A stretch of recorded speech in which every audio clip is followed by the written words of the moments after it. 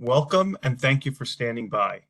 At this time, all participants are on a listen-only mode for the duration of today's conference. Today's webinar is being recorded.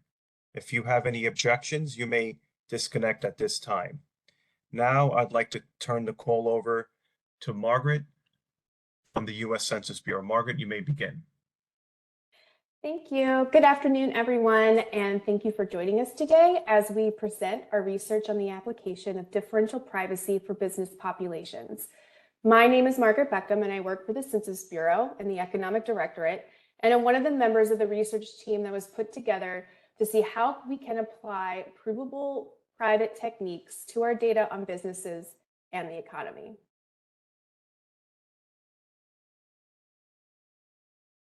During today's webinar, we will be covering the following topics.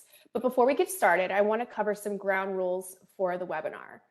First, all the data that you see in this presentation is not titled data. The examples are either purely fictional or based on synthetic data. Second, all attendees are muted, but don't hesitate to ask questions during the presentation. Questions can be sent to us through the Q&A box. We really appreciate all questions, so please don't be shy. We will also be sending out a post-webinar survey, so please take a moment to fill this out. It's going to help gauge what we did well and what we can improve on. All right, so let's get this show on the road by starting with our outreach plans and a look at what research we have left to do.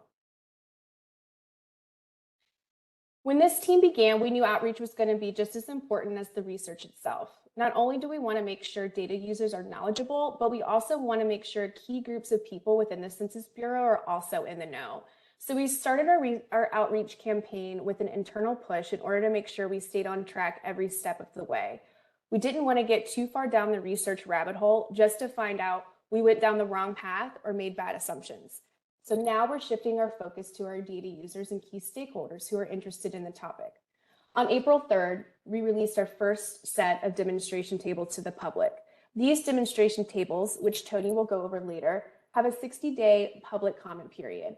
Our goal is to get as much feedback as possible and make adjustments based on the feedback. Then we will release a second set of demonstration tables sometime late summer or early fall to repeat the process. Can you tell yet that we love feedback? But even with these demonstration tables and the approach William will be going over soon, there's still a lot of research left to be done. Protecting sample-based estimates, privacy-conserving approaches for firm counts, implications for benchmarking, privacy protection algorithms for functions of the data other than sums, required privacy protections for product-level statistics is just a few examples. So we started our research focusing on one of the simpler programs, County Business Patterns. This program does not have any sampling, but does include very detailed levels where data are sparse, which was something we wanted to focus on first. County Business Patterns is an annual program that disseminates both count and magnitude data. Counts are in the form of a number of establishments, and magnitude data include employment, first quarter payroll, and annual payroll. These data items are disseminated by NAICS, geography, size of employment, and legal form of organization, which lends itself to having sparse data at some of these granular levels. The current disclosure avoidance methodology is a form of multiplicative noise that was developed by Evans, Zayats, and Slata, sometimes referred to as EZS noise, and has been the methodology used since 2007. So now I'm going to hand off the presentation to William, who will be going over per record differential privacy, the new and novel approach that can be applied to economic data. William? Thank you, Margaret. I'm William Sexton. I am a scientist at Tumult Labs, and I'm part of the research team that was put together to investigate modernizing privacy methodology for county business patterns and other economic census data products. Next slide.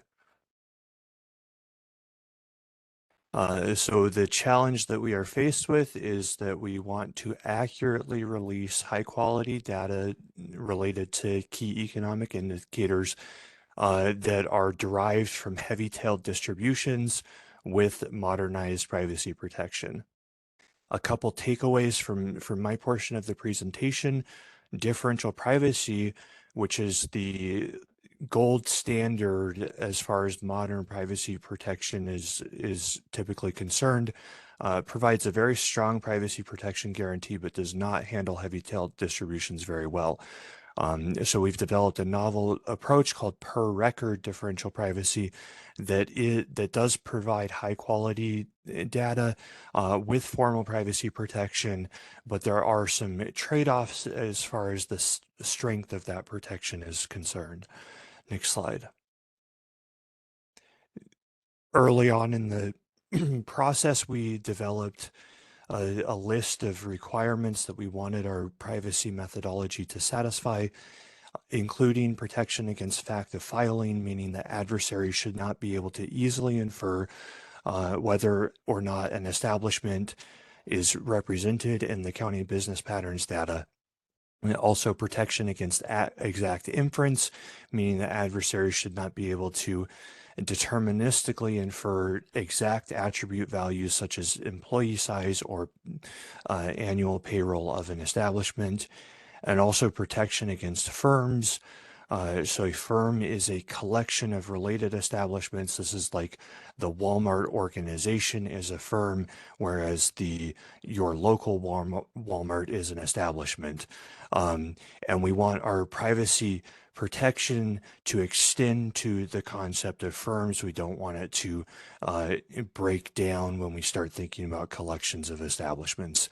Next slide. If you are at all familiar with differential privacy, you may immediately recognize that it does tick all of those privacy requirement boxes. The goal of differential privacy is to hide the influence of a single entity or record or establishment in your output.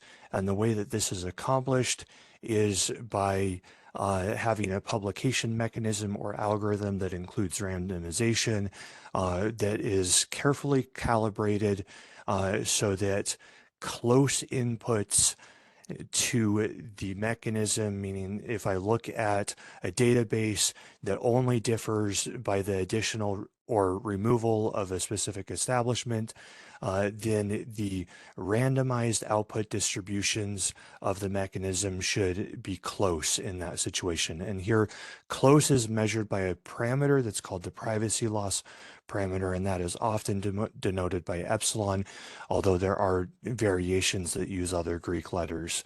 Next slide. So we'll look at an example of why differential privacy or DP has a hard time dealing with economic heavy-tailed distributions.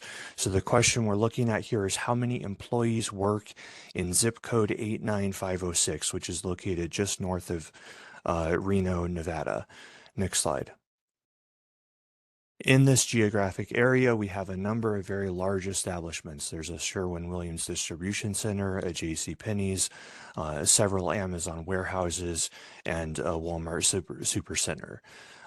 So if we are adding randomization to our publication mechanism to try to hide the influence of any one of these establishments, next slide. For example, if we don't want someone to be able to tell whether or not the Sherwin-Williams distribution center was included in the publication, then we have to add a lot of noise to mask the influence of this establishment. Next slide. Or we may want to think about protecting the JCPenney's and how much noise would need to be added to accomplish that. And again, it's going to be a very high level of noise that's required. Next slide. However, there are also several smaller establishments in this zip code region. There's a taco place and a small appliance services store here. And if we add the level of noise that's required to protect those larger establishments, that's really going to be overkill for providing privacy protection for these smaller establishments. Next slide. So to combat this issue, we are introducing a new privacy concept or requirement of sliding scale protection, where we want to allow our privacy guarantees to vary based on properties of the establishment. So larger establishments may receive weaker guarantees in order to allow us to get better quality out of the final data. Next slide. So the way that this will work is we're going to reverse the thinking process and start thinking about the noise requirements for protecting smaller establishments first. Next slide. So we're going to think about how much noise I need to add to so that it's hard to tell whether or not the small taco place was in my data set. Next slide. But for the larger establishments, we're going to take a slightly different approach, and we're going to think about hiding these in pieces.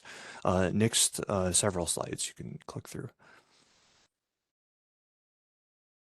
Yep, thank you, right there. Yeah, back up, sorry. Yeah, so we're going to think about this Sherwin-Williams, splitting it up into smaller pieces and hiding those pieces. So if this establishment had, say, 100 employees, we might think about breaking it up into chunks of 25 employees each, and think about adding enough noise to protect those pieces instead of adding enough noise to protect the Sherwin-Williams as a whole. Next slide. So you may ask, what good does this do to hide the pieces? Because what we really care about from a privacy protection standpoint is hiding the entire establishment. Next slide. So the good thing is that we don't need to reinvent the wheel here. Differential privacy has a lot of really great properties associated with it, and it is a very well-studied concept in the scientific community. And in particular, there's one property that we are going to be leaning heavily on, which is a concept called group privacy. And the way that this works is that if we take an epsilon differentially private algorithm, we are able to extend that guarantee to groups of size k by just basically blowing up our privacy loss parameter by a factor of k. And so what this means in practice, next slide, is that if I think about breaking this Sherwin-Williams up into 4 pieces, then its privacy loss is 4 times the scale of a smaller establishment that wasn't broken up at all. Next slide. Whereas it may be the case that we need to break the JCPenney's up into 12 pieces, and so its privacy loss would be 12x the size of a small establishment that isn't broken up at all. And so we're able to get tailored privacy guarantees based on the properties of establishments that are realistic for the use case at hand.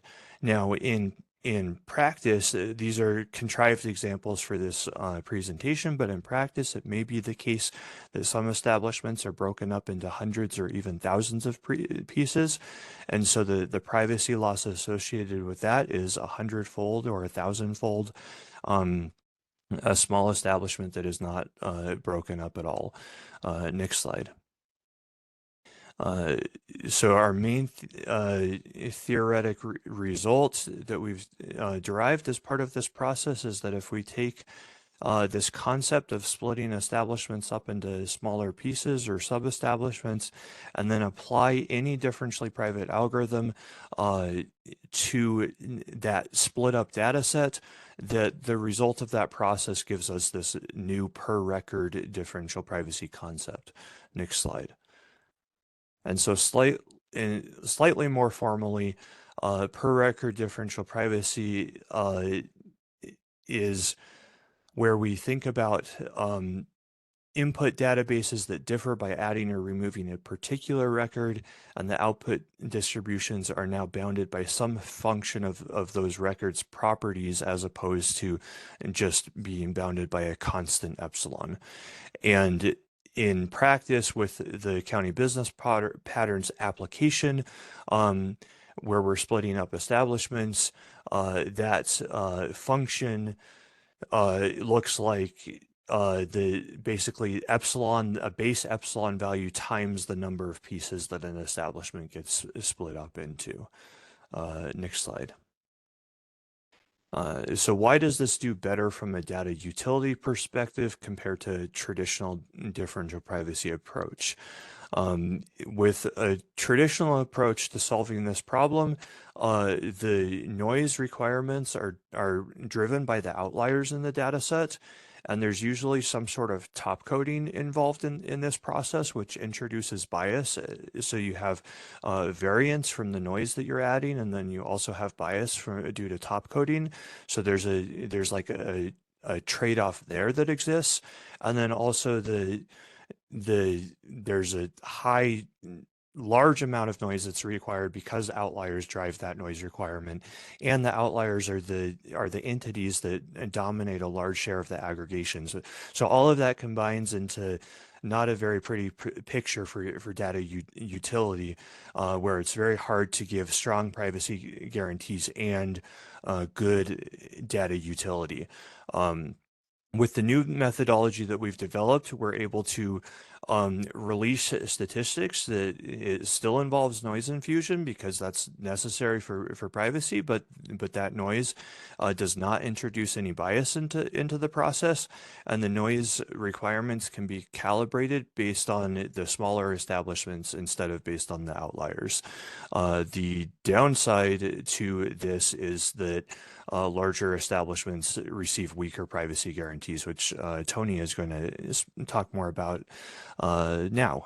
And so I'll hand it over to him. Thanks, William. I'm Tony Caruso. I'm technical lead for the DP team here in the Economic Directorate. So as William described, per record differential privacy gives us the framework we need to use differential privacy with economic statistics. Next slide, please. But the fundamental trade-off between accuracy and privacy still remains. And that is that the less privacy we want to preserve for establishments, or we're able to preserve for establishments, the more accurate estimates we're able to create. And the more privacy we want to preserve for establishments, the less accurate the statistics are we're able to create. So the challenge is to find a balance where we're able to preserve quality while all the establishments in our data are adequately protected. Next slide, please. So from the quality point of view, we can look at data such as these. Here we have the median coefficient of variation for county by 3-digit NAICS detail estimates from County Business Patterns again for annual payroll. And down the left side of the table here, we have different levels of noise for the standard deviation of the noise we might add using the per record differential privacy. We can see at the bottom, we're talking about 187,000 approximately cells. These again are the county by 3-digit NAICS estimates. And across the top, we see different cell sizes that we can consider. Cells with 1 or 2 establishments, cells with 3 to 9, all the way up to cells with 100 or more establishments. Next slide, please. So we'll just focus on one row here, adding noise with a standard deviation of 500. So if we look all the way over to the right, we can see that our cells with 100 or more establishments will have a median CV of less than 1%, which is excellent. Moving to the left a little bit, we can see our cells with 25 to 99 establishments will have a median CV of about 3%. And if we look in the second column, we'd see that cells with 1 or 2 establishments are going to have a median CV of more than 100%, which is to be expected with differential privacy. Next slide, please. So the other side of the coin is to be sure that we're ensuring adequate protection for all the establishments in our data. Well, per record differential privacy is going to provide excellent protection for most establishments, but very large establishments are going to have very large privacy losses. So here's an example. Say this is a particular county and a particular industry in the United States where there are 3 establishments. 2 are relatively small with 75 and 150 employees, but we have one very large establishment with 30,000 employees. The true estimate of employment for this cell is 30,225. Now with per record differential privacy, we can add noise using splitting threshold of 10 employees in a row of 0.1. And we might end up with a confidence interval such as you see at the bottom right of 30,200 employees plus or minus 37 employees for a 90% confidence interval. Now, an attacker looking at this result is going to have a very good idea of having prior knowledge about what's in this cell. It's going to have a very good idea of what that third establishment's employment is.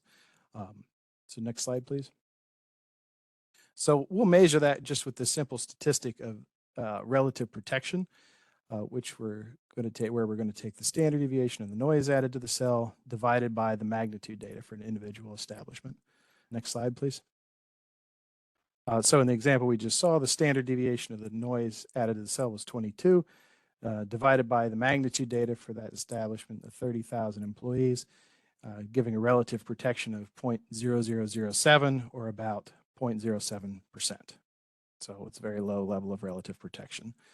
Next slide, please. Next slide, please.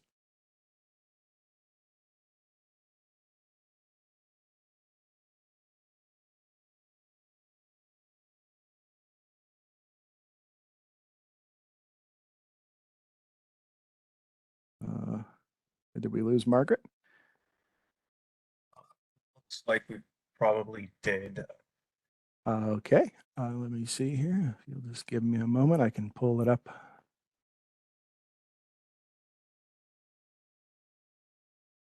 Do you have the slide deck, or Nadal, maybe you have the slide deck? Yeah, I have it. I just Okay. need a moment to pull it up here.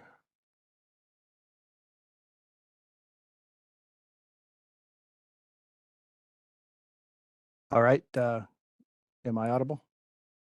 Yes, you are. And you're on the slide with comparing small and large establishment. Okay. So we can look at some comparison of small and large establishments side by side.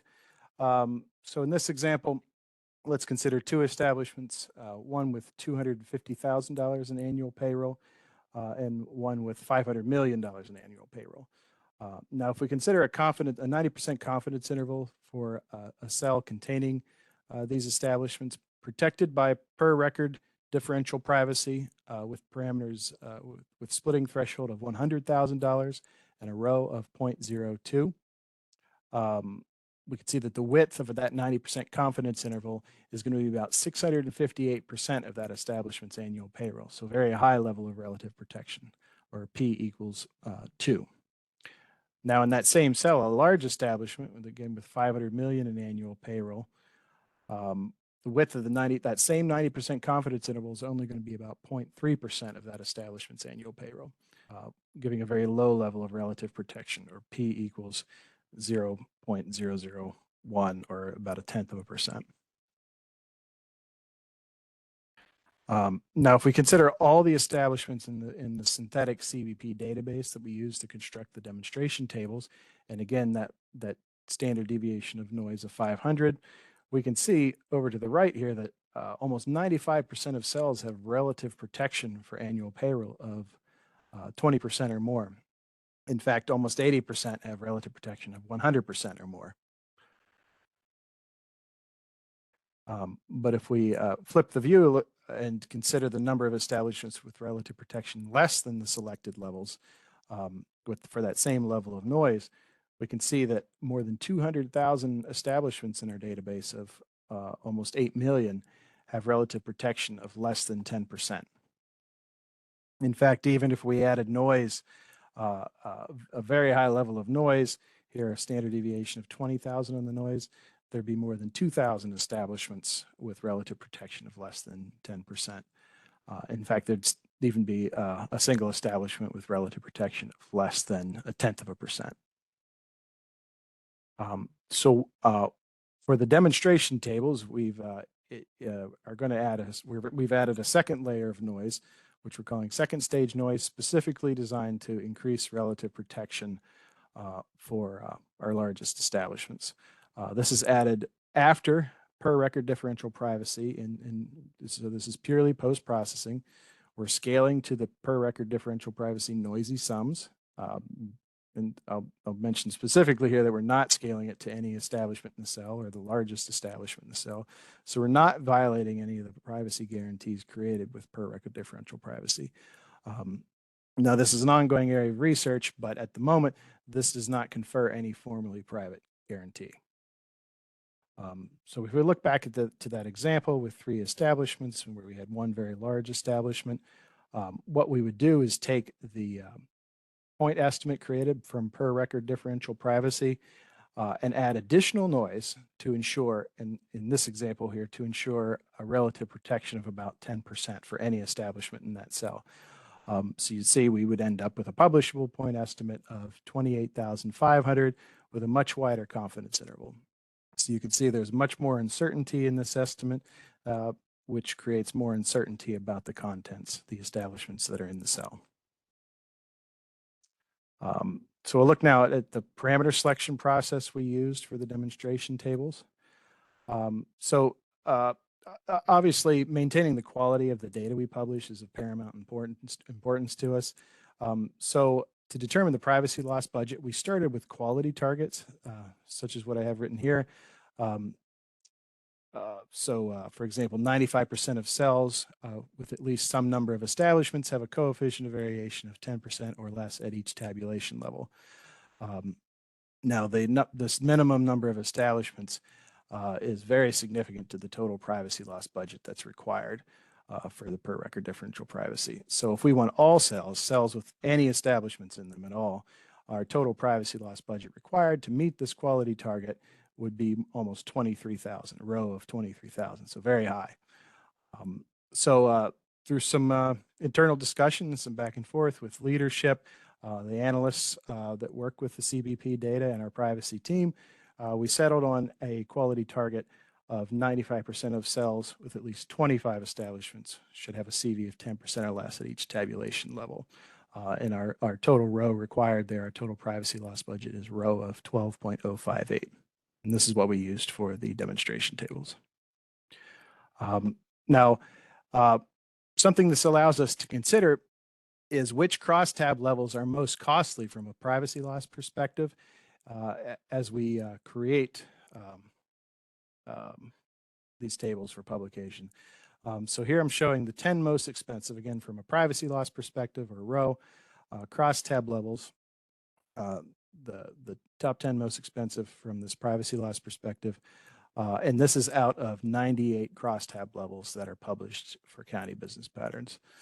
So we can see our most expensive crosstab level is state by 6-digit NAICS, by employment size, by legal form of organization.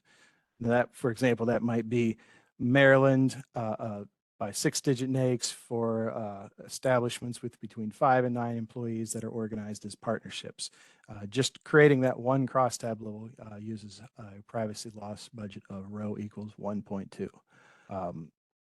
In fact, these 10 most expensive crosstab levels use almost half of the total privacy loss budget for the demonstration tables.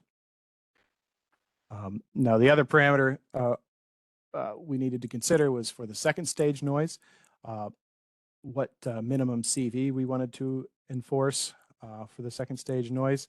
And again, this is based on the number of noisy establishments.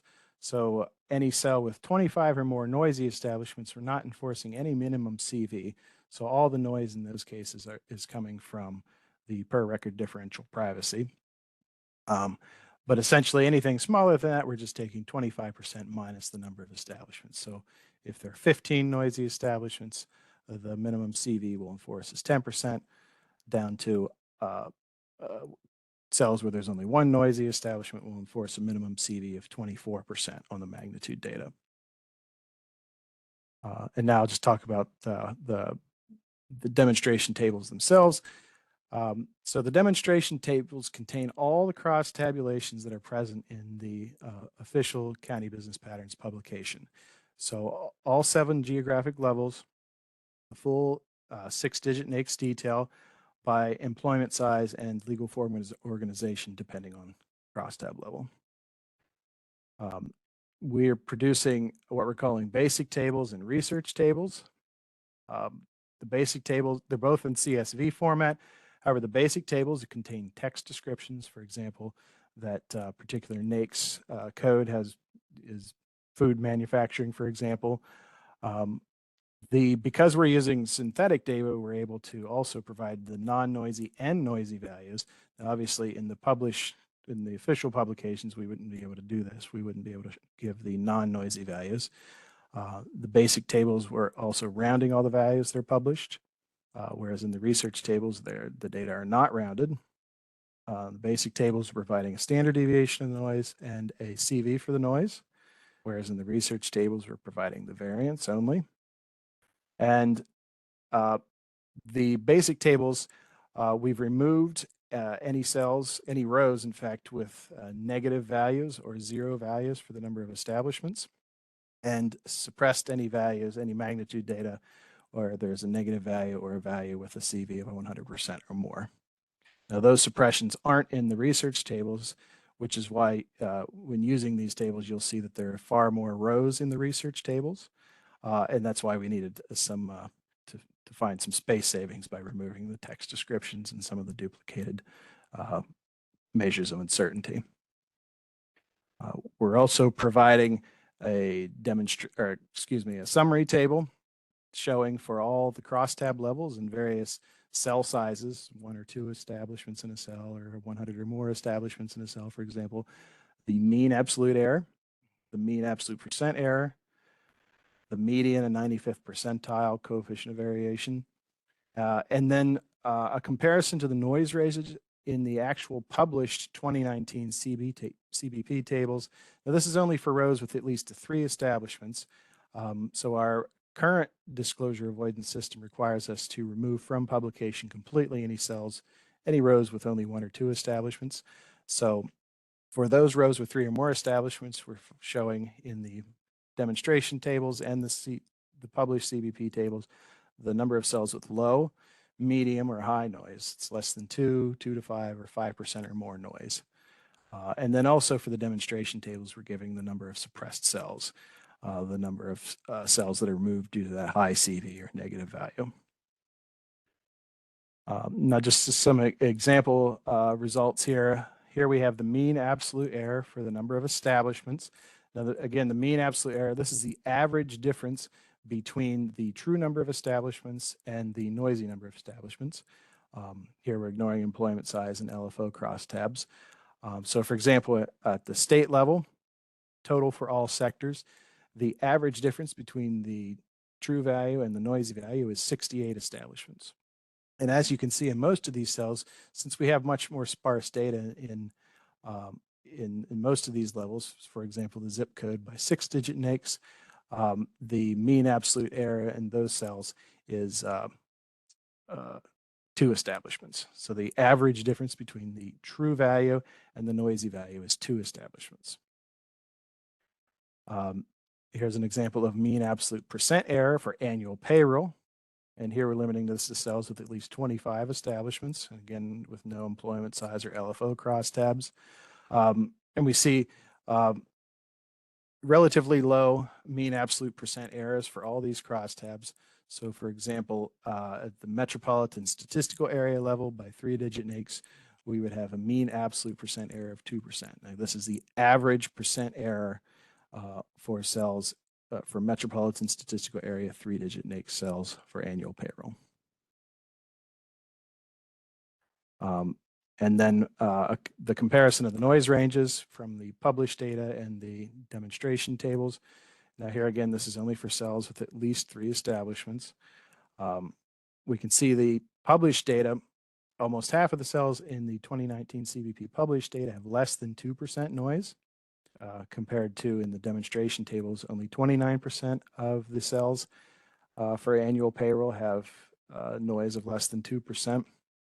Whereas almost slightly more than 50% of the annual payroll cells in the demonstration tables have noise of 5% or more, versus about 1 in 5 cells in the 2019 published data.